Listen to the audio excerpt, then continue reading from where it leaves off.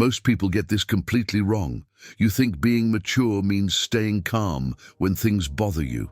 You think it means not complaining, not asking for too much, being the person who always understands. And maybe it does mean that, but what you don't realize is that while you're doing all of this, something else is happening, something you can't see. People start treating you differently, not better, differently, and by the time you notice it, the pattern is already set. You think the problem is other people not appreciating you, but what keeps you trapped is something else entirely. This didn't start yesterday. It's been building for a while now. You just kept adjusting. Someone canceled plans on you last minute, and you said it was fine. Because it was, wasn't it? You didn't want to be difficult. Someone asked you for a favor when you were already overwhelmed, and you said yes anyway. Because that's what good people do. They help. You stopped mentioning when something bothered you because you didn't want to seem sensitive. You stopped sharing your problems because you didn't want to burden anyone. And somewhere along the way, you started believing this was maturity. This was growth. This was what emotionally intelligent people do. And in a way, it is.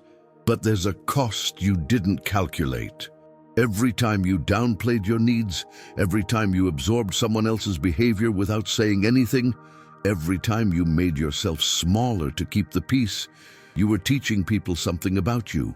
You were teaching them that your boundaries are optional, that your feelings are negotiable, that you're the person who will always be okay. And people learn fast. They learn what they can get away with, not because they're bad, but because you showed them what was acceptable. At first, it felt good. It felt like you were rising above things, like you were the bigger person, and maybe you were. But then something shifted. The same people who you were always there for stopped checking in on you. The same people you always made room for stopped making room for you. And when you finally needed something, when you finally asked for support, it felt strange, like you were breaking an unspoken rule. Because you were. You had spent so long being the one who didn't need anything that people forgot you could. They forgot you were human too. And the worst part is, you almost forgot it yourself. You started to feel invisible in your own relationships, not because people didn't care, but because you had trained them not to worry about you. You had made it so easy for them to assume you were fine that they stopped asking. And now when you're not fine, you don't even know how to tell them. Because it feels like admitting weakness, like proving you weren't as strong as you pretended to be. And here's the first thing almost nobody realizes. The reason this hurts so much isn't because people are taking advantage of you. It's because you genuinely believed that being low maintenance would make you more loved. You thought that needing less would make you more valuable, that being easy to deal with would make people want to keep you around. But that's not how connection works. Connection isn't built on convenience. It's built on honesty, on seeing each other fully. And when you hide your needs, when you perform emotional independence, you're not letting people see you. You're showing them a version of you that doesn't really exist. A version that never struggles, never needs, never breaks. And people can't love a version. They can appreciate it. They can rely on it, but they can't truly connect with it.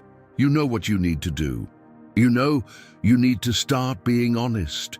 You know you need to set boundaries. You know you need to stop saying you're fine when you're not. But something in you resists because it feels selfish. It feels like you're asking for too much. It feels like you're becoming the kind of person you used to judge, the kind of person who makes everything about them, the kind of person who always has a problem, the kind of person who needs attention, and you don't want to be that. You've spent your whole life not being that, so you stay quiet. You keep accommodating. You keep pretending everything is fine. And the gap between who you are and who people think you are keeps getting wider. You start editing yourself in real time. Someone asks how you are, and you run through a quick calculation. Is it worth explaining? Will they actually care?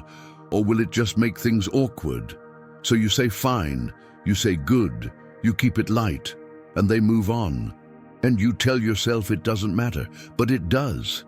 Because every time you do this, you're reinforcing the pattern. You're confirming their assumption that you don't need anything from them. And the really twisted part is that you start to resent them for it. You start to feel angry that they don't see through your performance, that they don't push past your automatic responses and ask what's really going on. But how could they? You've spent years perfecting this act. You've made it completely convincing. And now you're upset that it worked. You're upset that they believe the version of you that you created. And that's the trap. You can't be mad at people for treating you the way you taught them to treat you. You can't be hurt that they don't prioritize your needs when you never made them visible in the first place. But here's what nobody tells you. Setting boundaries doesn't make you difficult. Expressing your needs doesn't make you needy. Admitting when you're struggling doesn't make you weak. It makes you real. And real is what people actually want. Not perfect, not easy, not convenient. Real. The problem is that by the time you realize this, the dynamic is already set. People have gotten used to you being a certain way. They've gotten comfortable with the version of you that never complains, never asks, never needs. And when you try to change that, it feels uncomfortable for everyone. Not because you're doing something wrong, but because you're disrupting a pattern that everyone has adjusted to. Some people will push back. They'll tell you you're being too sensitive, too demanding, too much. And that's when you'll be tempted to go back, to shrink again, to prove that you're not difficult. But if you do that, nothing changes. You just confirm what you were afraid of all along, that your needs are too much, that you're asking for something unreasonable, that being yourself is a problem. And that's not true. What's true is that some people benefited from your silence. They benefited from your flexibility. They benefited from having someone in their life who never required anything from them. And now that you're asking for something different, they're uncomfortable because it means they have to adjust. They have to start thinking about your needs. They have to show up differently, and not everyone will. Some people will choose the easier option. They'll choose relationships where they don't have to think too hard, where they don't have to consider someone else's feelings, where they can keep taking without giving back. And that's painful, but it's also information. It's showing you who was only there because you made it easy, who was only around because you asked for nothing. And while you're processing this, something else happens. You start to notice patterns you couldn't see before. You start to see how often you apologize for things that aren't your fault, how often you downplay your own experiences, how often you make yourself smaller in conversations to make room for everyone else. And it's exhausting, not because you're doing big dramatic things, but because you're doing tiny invisible things constantly, all day, every day. You're managing everyone else's comfort at the expense of your own. You're reading the room and adjusting yourself accordingly. You're making sure everyone else is okay before you even check in with yourself. And this isn't maturity. It's self-abandonment. It's betraying yourself repeatedly to avoid conflict, to maintain peace, to be liked. And the cost is that you disappear, not physically, but emotionally. You become a supporting character in your own life, always there for the plot, never driving it, always helpful, never centered. And people stop seeing you as someone with your own story. They see you as someone who helps them with theirs, not because they're using you, but because that's the role you've been playing. That's what you've made available. And here's the uncomfortable truth. You can't demand that people treat you differently if you haven't shown them that you're different. You can't expect them to guess what you need when you've spent years proving you need nothing. It's not about blame. It's about cause and effect. It's about understanding that every interaction is teaching people how to interact with you. And if you're always accommodating, always flexible, always understanding, that's what they'll expect, that's what they'll rely on, that's who you'll be to them. And changing that means being willing to disappoint people. It means being willing to hear that you're different now, that you've changed, that you're not as easy as you used to be. And that's hard. Because you want to be liked, you want to be easy, you don't want to be the problem. But being easy isn't the same as being valued. Being convenient isn't the same as being cherished. And being low maintenance isn't the same as being seen.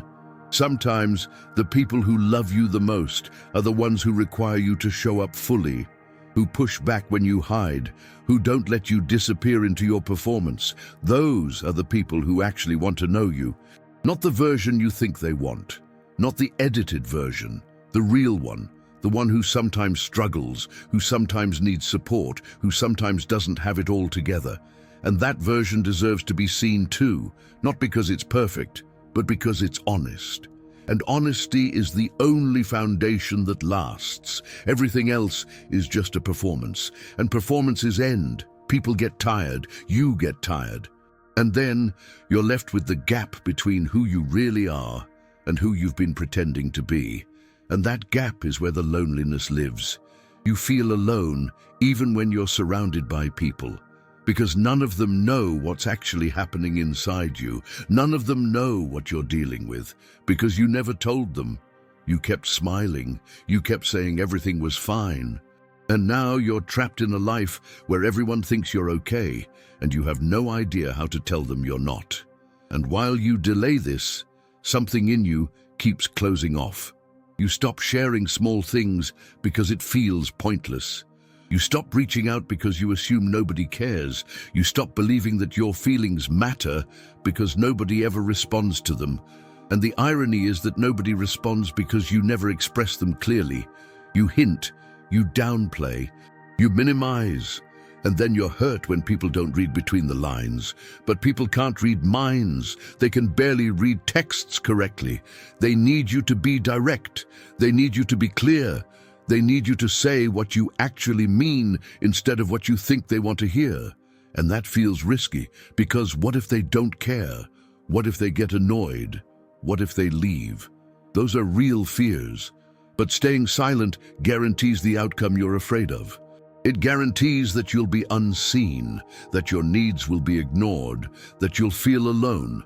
At least by speaking up, you give people a chance. You give the relationship a chance. You find out who actually wants to show up for you and who only wanted the convenient version.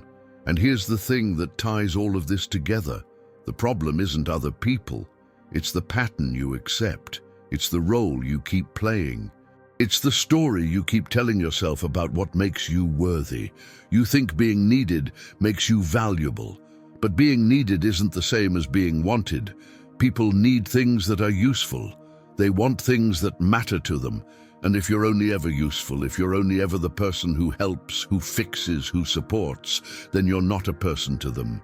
You're a function, and functions get replaced when something more efficient comes along. But people who matter, people who take up space, people who have needs and boundaries and opinions, those people are irreplaceable. Because they're not interchangeable, they're specific, they're themselves. And that's what you've been avoiding, being yourself completely. Because being yourself means sometimes being inconvenient, sometimes being too much, sometimes being difficult. And you've spent so long trying not to be any of those things that you forgot it's okay to be human. It's okay to have limits. It's okay to need things. Understanding this changes the way you show up, not all at once, but gradually. It changes the way you respond when someone asks how you are. It changes the way you react when someone crosses a boundary. It changes the way you think about your own needs. They stop being something you apologize for and start being something you honor. And the people who matter will adjust. They'll learn this new version of you. They'll realize you're not actually fine all the time, that you need support sometimes, that you have limits. And the ones who can't adjust, the ones who preferred the convenient version, they'll fall away. And that's painful, but it's also necessary. Because you can't build real connection on a false foundation. You can't maintain relationships where you're only valued for what you provide, where you're only kept around because you're easy, where you're only liked because you never challenge anyone. Those relationships were always conditional, they were always fragile, and they were never really about you. The relationships that last are the ones where you can be both.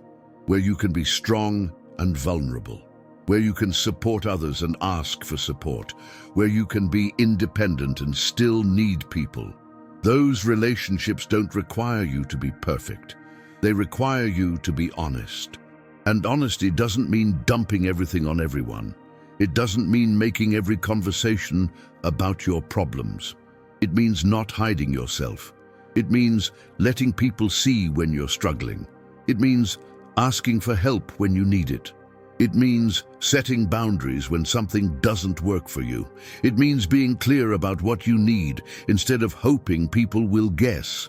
This isn't about becoming difficult. It's about becoming whole. It's about stopping the performance and starting to exist fully. And that includes the parts of you that aren't easy, the parts that have needs, the parts that sometimes can't handle everything alone. Those parts deserve space too. Not because they're comfortable for other people, but because they're real, and real is the only thing that builds lasting connection. Everything else is just a transaction, and you're worth more than being someone's convenient option. You're worth being someone's chosen person, the one they want to show up for, not because you never need anything, but because when you do, they want to be there.